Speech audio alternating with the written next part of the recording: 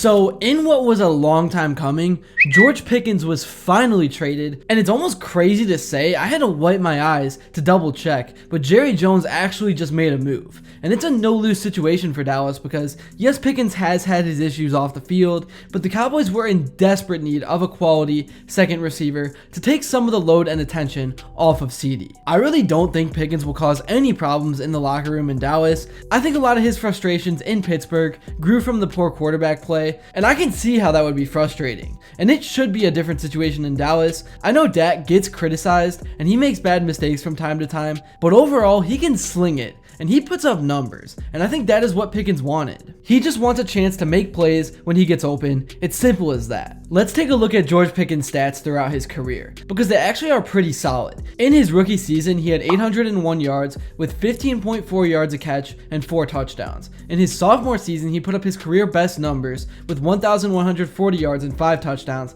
and then last year, he had exactly 900 yards with 3 touchdowns. I think he could have put up top 5 numbers at his position all 3 years, but really, the biggest thing that has held him back is the lack of great quarterback play. The Steelers have not had horrible quarterbacks, but they definitely haven't had good ones. And their culture over the last decade has been trying to figure out how to win games however they can. But the Cowboys definitely love to air it out, so it's definitely going to be interesting to see how this trade unfolds. Before I continue on, I would really appreciate it if you would drop a like and subscribe. It only takes 5 seconds, plus you can always change your mind. We are on the road to 50,000 subscribers, and with your support, I believe that we can get there super fast. Alright, so the main thing that I am so intrigued about is what Pickens can do now that he is not the #1 option. At this point, Ceedee Lamb almost requires 2 eyes on him every play. He has become one of the most dominant receivers of this era, and it's not even crazy to say that. His numbers are very eye-popping, and if Pickens is always going to have a one-on-one matchup every game, with the way the Cowboys operate offensively, what's going to stop him from getting back to having 1,000-yard seasons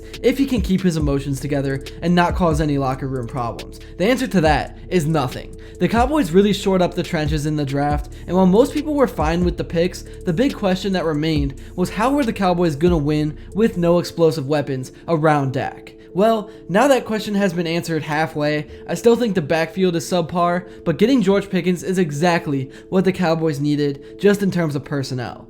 And even though I think the Cowboys still have a weak backfield, let's actually talk about and break down what the Cowboys have in Javonte Williams, Miles Sanders, and Jaden Blue. I am personally off the Javonte Williams train. The dude sucks. He did nothing in Denver and was just so inconsistent. Miles Sanders has a good track record, but he really struggled in Carolina. But at the end of the day, he's only 28 years old, so he's probably got a good 1 to 2 years of good football left in him, and he also has experience now, so he can kind of be a mentor for Jaden Blue. And then Jaden, of course, played at Texas, and he's a guy that I think will end the season with the most carries. That might be a bold prediction, but in my opinion, this is a why not situation. The Cowboys should just see what they have, because he was a dog in college, and playing behind a solid O-line, I think he could figure things out right away at the NFL level. Last season at Texas, he split carries and had 730 yards, averaging 5.4 yards per carry, which is not bad for playing in the SEC against those opposing trenches. He also made a big impact in the receiving game with 368 yards and 6 touchdowns.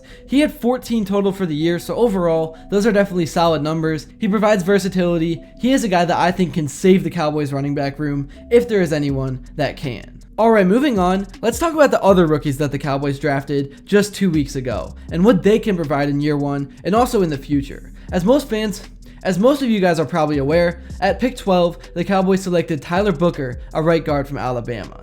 This guy is a dominant force. He's a guy that can pancake defenders once he gets his grip, and many were kind of surprised by Dallas's choice to bolster the offensive line instead of chasing a splashy pick, making this a divisive selection. However, this move aligns with the Cowboys' history of prioritizing linemen, especially with Zach Martin's departure, leaving a gap at right guard. Booker feels like an ideal fit. He's tall, he's massive, and he has really good hands.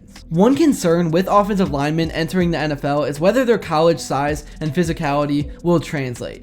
Being a standout in college doesn't guarantee NFL readiness, and players are often asked to bulk up even further. But Booker, who was picked at 12, is already a beast. He's physically prepared to battle on Sundays, and drafting a lineman like him is a low-risk move because he has coachable intangibles. You can refine his technique, but his raw power and size make him a safe foundation for a team rebuilding its core. Booker should be able to excel, or he should at least be able to match up with the interior power rushers in this league. He can anchor the pocket's front and give Dak enough time to step up and make throws. Dak has thrived throughout his career when his interior line has been at its best, and while like I said, many expected a wide receiver with this pick, now that everything has come full circle and George Pickens is on this team, everything makes a lot of sense. So overall, I gotta grade this pick an A-, but I'm curious to hear your take in the comments below. Now on to the Cowboys' second pick. Days 2 and 3 kind of left some fans frustrated, as several hyped prospects like Jack Besh, who went to the Raiders, weren't chosen, but draft reactions are often overblown. I still think of that Chiefs fan who raged over the Mahomes pick and said they wouldn't win a Super Bowl because of it, or that Bills fan that doubted Josh Allen.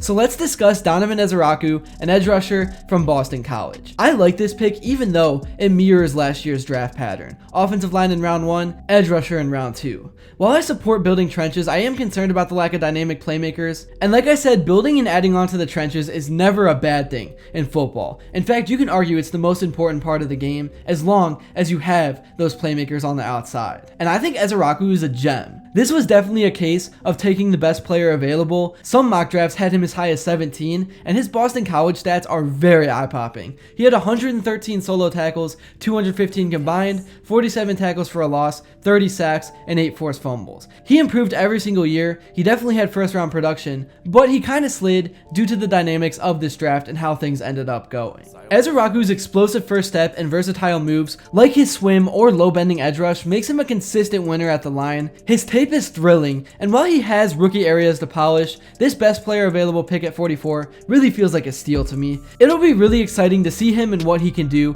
in training camp. Now for the third pick, let's talk about Shevon Revel, a corner from East Carolina. I studied him extensively pre-draft, and he's an A+ selection to get in round 3. I had him graded much higher. Extra corners are always valuable, and Revel's drop was due to a week 3 ACL injury last season, but that injury seems minor now. He's going to make a full recovery and get back to 100%.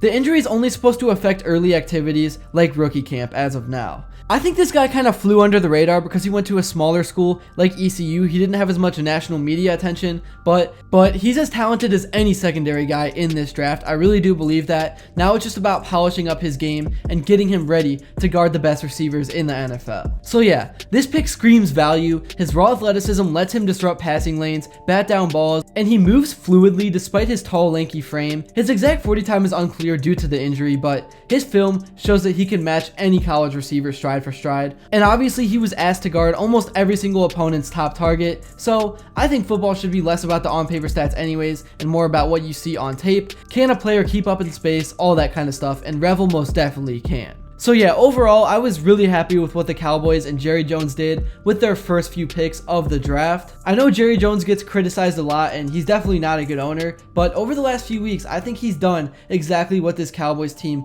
has needed. Obviously, there is still a long way to go, but I like the new weapons that they have. I think adding George Pickens definitely adds a whole new dynamic to this offense, but I'm very curious to hear what you guys think in the comments below. Thank you all so much if you made it to this point in the video, and if you enjoyed and haven't yet, please be sure to drop a like and subscribe because your support truly does mean the world. And then also let me know what you would like to see next, and until then, I will see you all later.